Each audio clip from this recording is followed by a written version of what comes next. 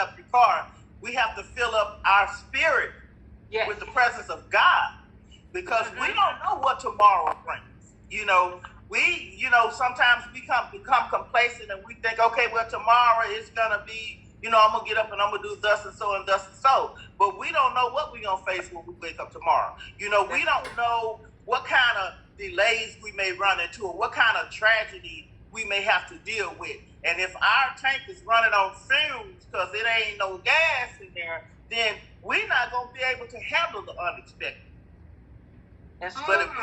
But if we keep our tanks filled, if we keep ourselves filled with the presence of God, and we can only do that by being in his presence, And I like what he told the woman at the well. Because when you think about that woman at the well, bless her heart, she had been trying to satisfy herself with everything. She had 5 husbands and still wasn't satisfied, And so, but Jesus, he didn't offer her another relationship. He offered her authentic worship. Yes. And that's what he offers us when we're going through our tests, when we're going through our trials, when we're feeling downtrodden and depressed. He said we're supposed to enter into his gates with thanksgiving. Enter into his gates with praise.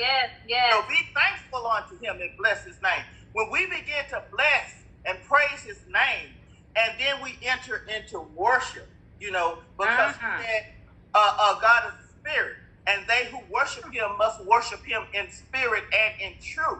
And so that's what he was telling that woman at the well. They was debating over all this frivolous stuff like the church is debating over today. And he was letting her know that none of that stuff don't even matter.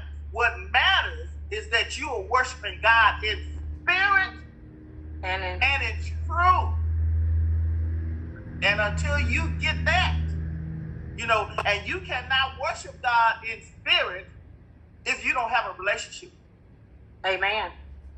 You can't even get in his presence if you don't have a relationship with him. You don't miss his presence if you don't have that relationship with him. If you are not used to communing with God on a regular basis, it don't bother you not to be in his presence.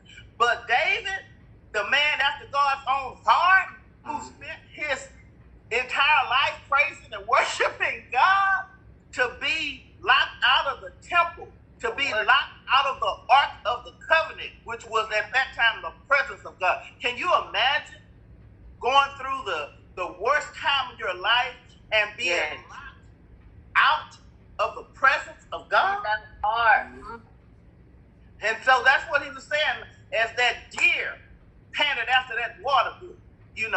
When that deer is running and panting and thirsty, tongue hanging out their mouth, if I don't get some water, I'm just going to roll over and die.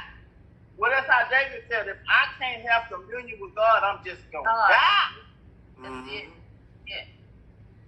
And that's the way we have to be seeking him. That's the way we have to be pursuing God. That's the way he wants us. When we begin to pursue God like that, my God, today, we'll be like the people of Babel trying to build the tower,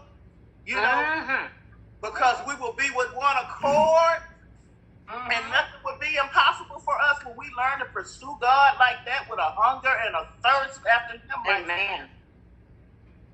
Ain't no stopping us. Yes.